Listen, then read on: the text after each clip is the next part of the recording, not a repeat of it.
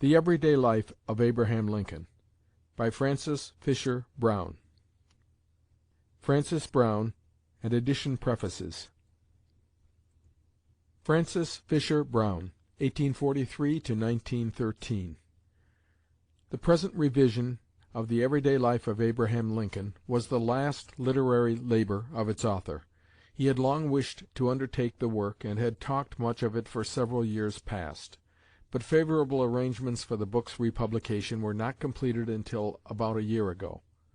Then, though by no means recovered from an attack of pneumonia late in the previous winter, he took up the task of revision and recasting with something of his old-time energy. It was a far heavier task than he had anticipated, but he gave it practically his undivided attention until within 3 or 4 weeks of his death. Only when the last pages of manuscript had been dispatched to the printer did he yield to the overwhelming physical suffering that had been upon him for a long time past. His death occurred at Santa Barbara, California, on May 11th. Francis Fisher Browne was born at South Halifax, Vermont, on December 1st, 1843. His parentage on both sides was of the purest New England stock. Early in his childhood the family moved to western Massachusetts, where the boy went to school and learned the printing trade in his father's newspaper office at Chicopee. As a lad of 18, he left the high school in answer to the government's call for volunteers, serving for a year with the 46th Massachusetts Regiment in North Carolina, and with the Army of the Potomac. When the regiment was discharged, in 1863, he decided to take up the study of law. Removing to Rochester, New York, he entered a law office in that city, and a year or two later began a brief course in the law department of the University of Michigan. He was unable to continue in college, however, and returned to Rochester to follow his trade. Immediately after his marriage, in 1867, he came to Chicago with the definite intention of engaging in literary work. Here he became associated with the Western Monthly, which, with the fuller establishment of his control, he rechristened the Lakeside Monthly. The best writers throughout the West were gradually enlisted as contributors, and it was not long before the magazine was generally recognized as the most creditable and promising periodical west of the Atlantic seaboard. But along with this increasing prestige came a series of extraneous setbacks and calamities, culminating in a complete physical breakdown of its editor and owner, which made the magazine's suspension imperative. The 6 years immediately following, from 1874 to 1880, were largely spent in a search for health. During part of this time, however, Mr. Browne acted as literary editor of the Alliance, and as special editorial writer for some of the leading Chicago newspapers.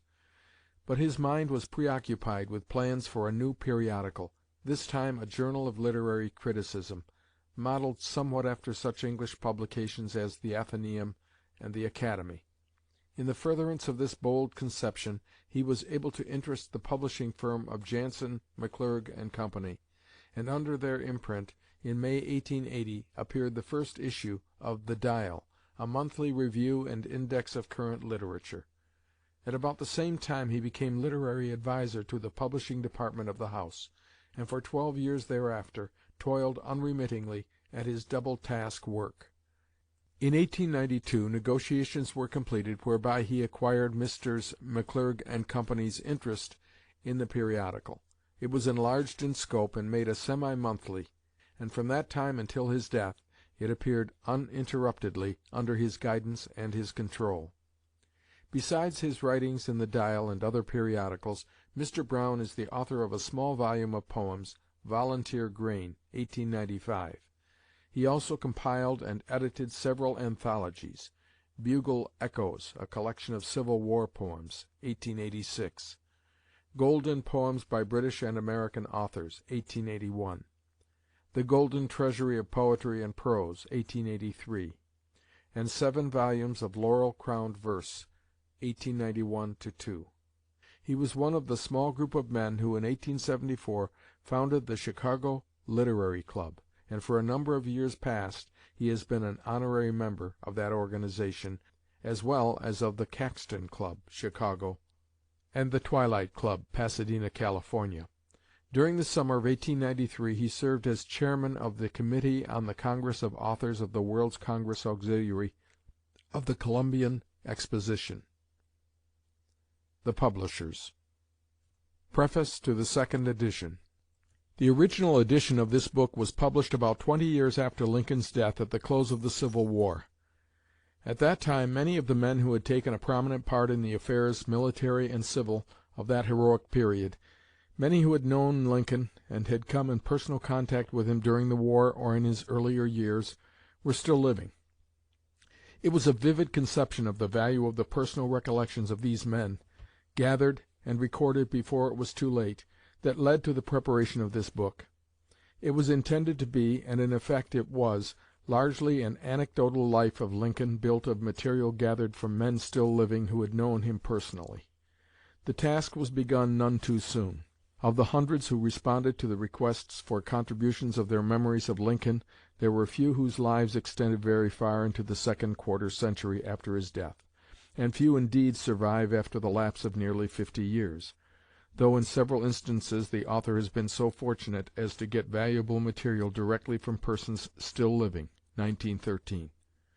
Of the more than 500 friends and contemporaries of Lincoln to whom credit for material is given in the original edition, scarcely a dozen are living at the date of this second edition. Therefore, the value of these reminiscences increases with time. They were gathered largely at first hand.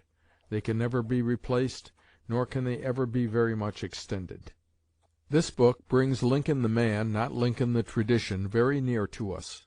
Browning asked, "And did you once see Shelley plain? And did he stop and speak to you?" The men whose narratives make up a large part of this book all saw Lincoln plain, and here tell us what he spoke to them, and how he looked and seemed while saying it.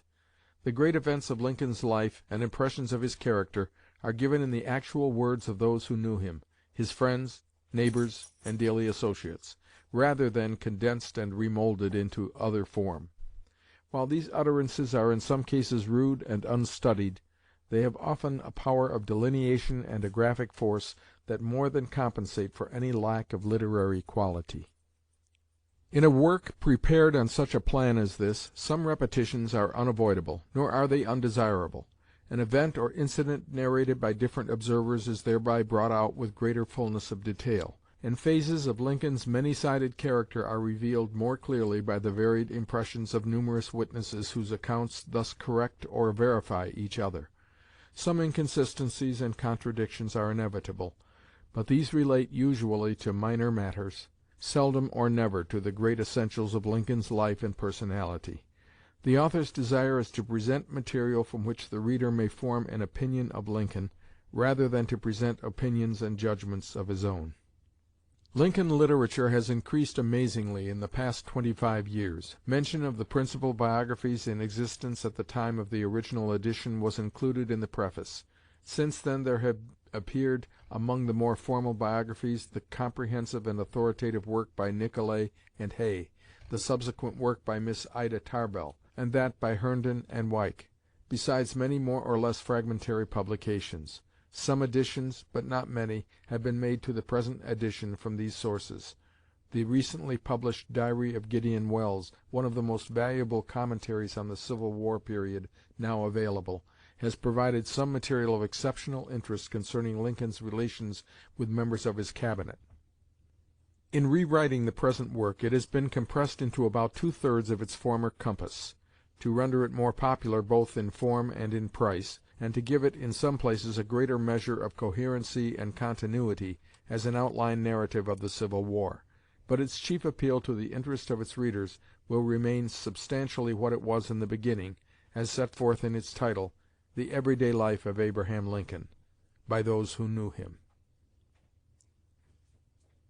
Francis Fisher Browne, Santa Barbara, California, April, 1913. Preface to the First Edition. This book aims to give a view, clearer and more complete than has been given before, of the personality of Abraham Lincoln. A life so full of incident and a character so many-sided as his can be understood only with the lapse of time. a sense of the exhaustless interest of that life and character, and the inadequacy of the ordinarily constructed biography to portray his many-sidedness, suggested the preparation of a work upon the novel plan here represented. Begun several years ago, the undertaking proved of such magnitude that its completion has been delayed beyond the anticipated time. The extensive correspondence, the exploration of available sources of information in the books, pamphlets, magazines, and newspapers of a quarter of a century, and in the scraps and papers of historical collections, became an almost interminable task. The examination and sifting of this mass of material, its verification amidst often conflicting testimony, and its final molding into shape, involved time and labor that can be estimated only by those who have had similar experience. To the many who have kindly furnished original contributions, to others who have aided the work by valuable suggestions and information, to earlier biographies of Lincoln, those of Raymond, Holland, Barrett, Lamon, Carpenter, and the best and latest of all, that of Hon. I.N. Arnold, hearty acknowledgment is made. Much that was offered could not be used. In the choice of material, from whatever source, the purpose has been to avoid mere opinions and eulogies of Lincoln, and to give abundantly those actual experiences, incidents, anecdotes, and reminiscences which reveal the phases of his unique and striking personality. It scarcely need be pointed out that this work does not attempt to give a connected history of the Civil War, but only to sketch briefly those episodes with which Lincoln is personally identified, and of which some others are brought into prominence only as they are associated with the chief actor in the great drama. Many of them are disappearing, fading into the smoky and lurid background, but that colossal central figure, playing one of the grandest rôles ever set upon the stage of human life, becomes more impressive as the scenes recede.